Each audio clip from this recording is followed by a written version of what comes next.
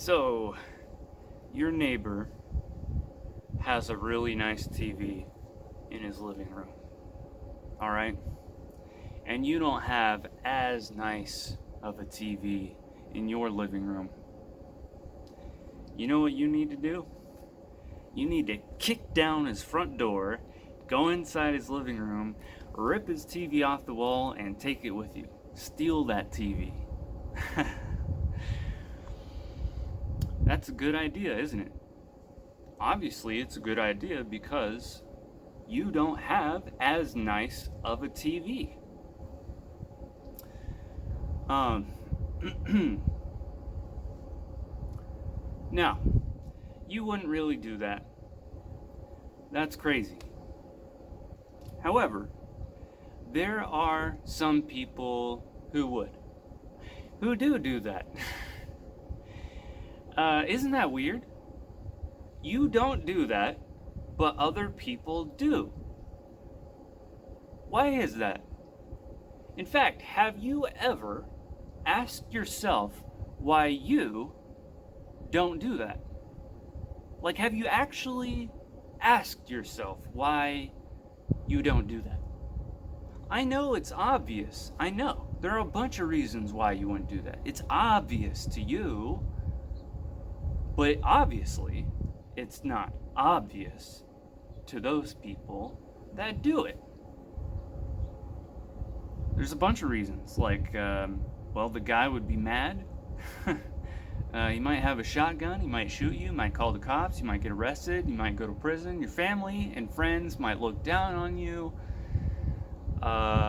So many reasons. You might look down on yourself.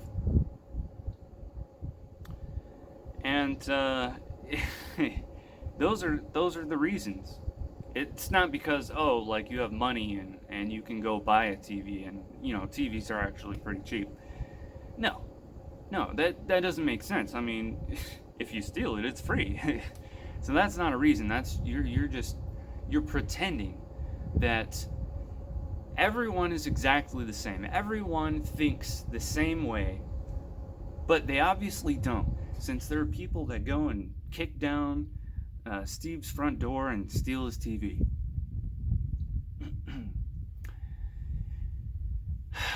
Why? Why? What sets you apart from those people? What? Because you're a good person?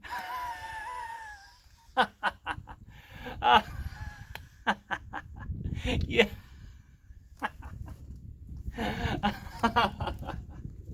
No. Yeah. Yeah. Oh, yeah. You're a good person, and that's why you don't kick down Steve's front door and steal his TV. So what you're saying is that you're a good person, and the other guy's not.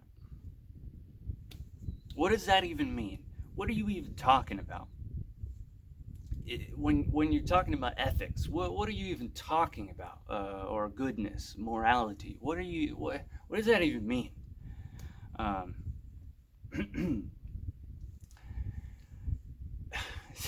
really quickly, the true answer to that question is that there are large swaths of people out there with a low IQ and therefore low empathy, and those reasons to not kick down Steve's front door um, are not obvious to people with low IQ and low empathy, because that requires a lot of thought process. And don't give me this bullshit about, oh, maybe he has low socioeconomic status. So, if you believe that, then, okay, so if you live on the street, okay, and you're starving, the next thing you're gonna do is kick down Steve's front door to steal his TV?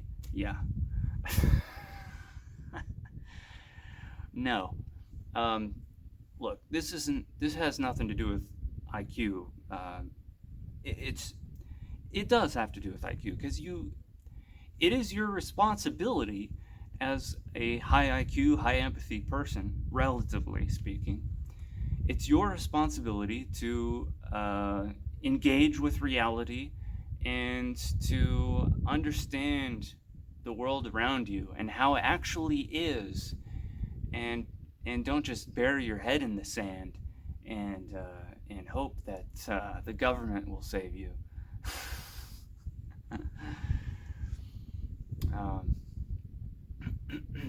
so I if you say that you're a good person and a criminal, career criminal is not a good person, I laughed. I laugh at that. A lot of people would laugh at that because they believe in this concept of original sin, meaning that all human beings are inherently bad. So if you say that you're good and that person's bad, they laugh at you because actually you're just as bad as the person who stole the TV. I don't believe that. I think that the concept of original sin is at least in the top 10 worst ideas in the history of mankind. And a lot of Christians believe it, but it's not biblical. And a lot of non-Christians in our post-Christian society believe it as well.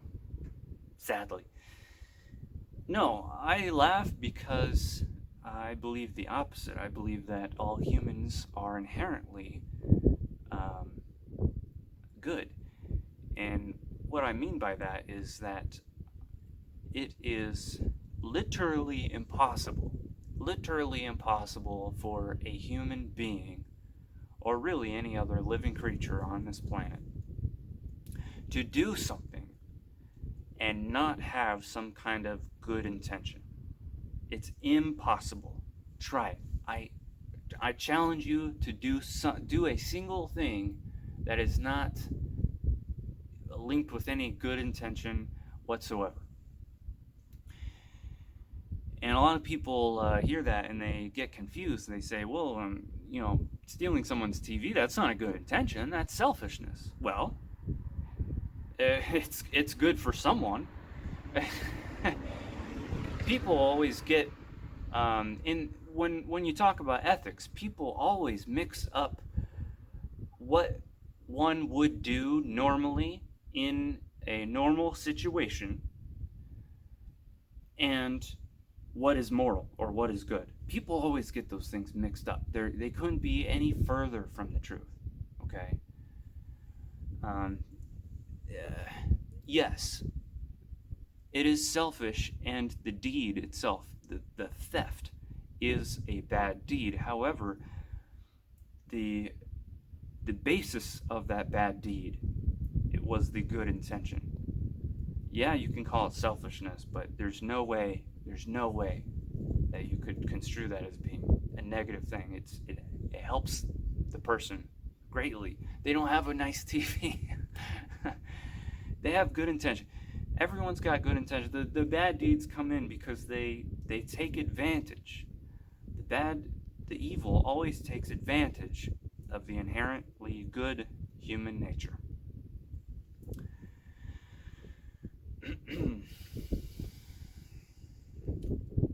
Ethics. What ethics is well, ethics is a question. This thing right here, is this good or is this bad? It's a question. That's what. If you ask that question, you're studying ethics. You're doing ethics. That's what ethics is. Asking the question. Is it good or is it bad? A lot of people mix it up. Everyone thinks that like their behavior is largely ethical because normal people act normally, and because one should do ethical things. People think that whatever they do is, or what they should do in normal life is ethical. Couldn't be further from the truth. Like for example, the argument, the controversy having to do with abortion. It's either my body, my rights, or you're killing little children or something. In reality, the act of having sex itself is the unethical behavior in pretty much all circumstances. I would just say in all circumstances. Now, a lot of people hear that and they think, "Oh my gosh, oh no, like you can have sex and it's like ethical and stuff." Like, oh well, like you need to have children to survive, and therefore, like, having children is a precious miracle, and it's so good, and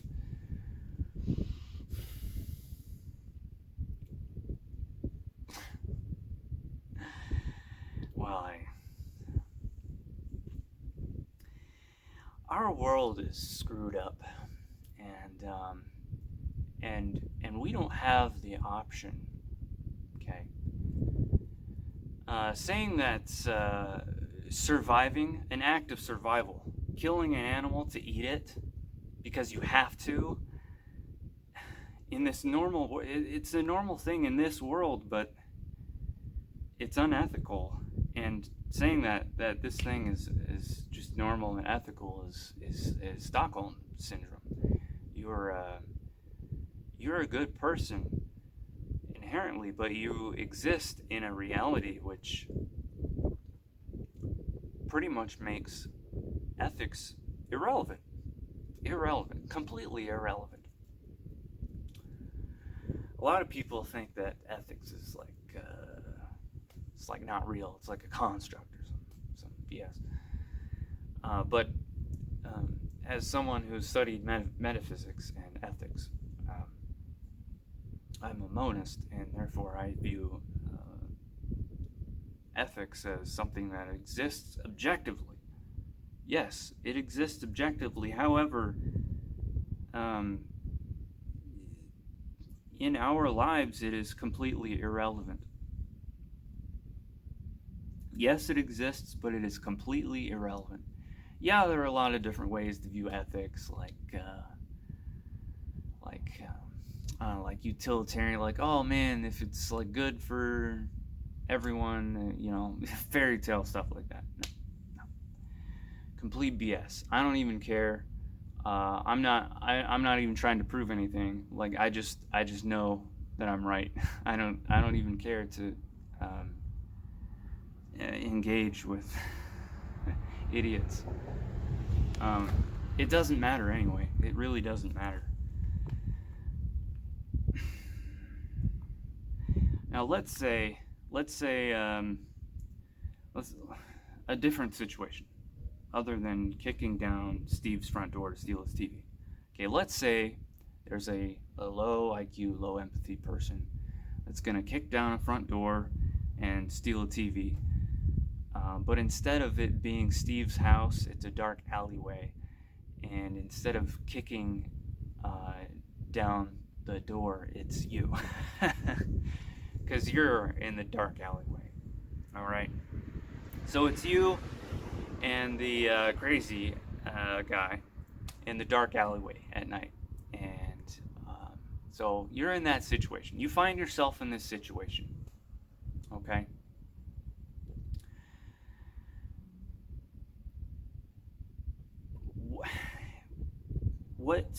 Where's the ethics? Where are the ethics? Where did the ethics come in?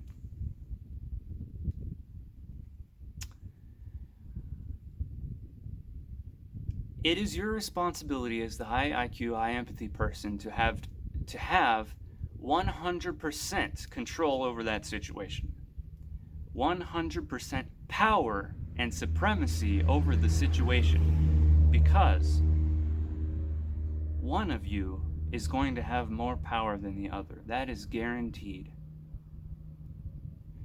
And the most ethical way to proceed is to have complete physical power, control. Might is right.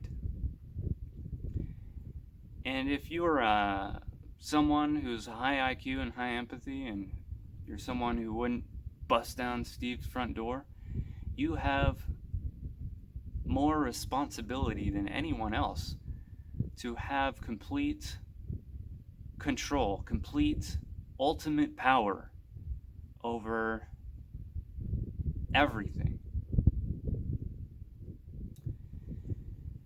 Now, that doesn't mean be a moralist. People always talk about moralists. What's a moralist? A moralist, you're not referring to someone who is per se a moral person. You're referring to someone who is like a busybody. They want other people to be moral. They're focused more on other people. No. The best thing to do is focus on yourself. Have complete understanding and control about reality and your environment. And you have that responsibility. You can't just hope that the government will swoop in and save you because you deserve it or something like that. No, it's 100% up to you. And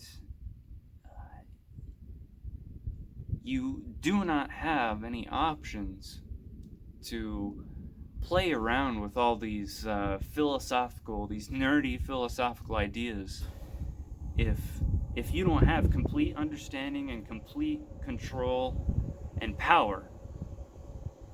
And everything else doesn't matter, completely irrelevant. That's the first thing. And there's this thing called reality, all right? And I welcome you to join me in it.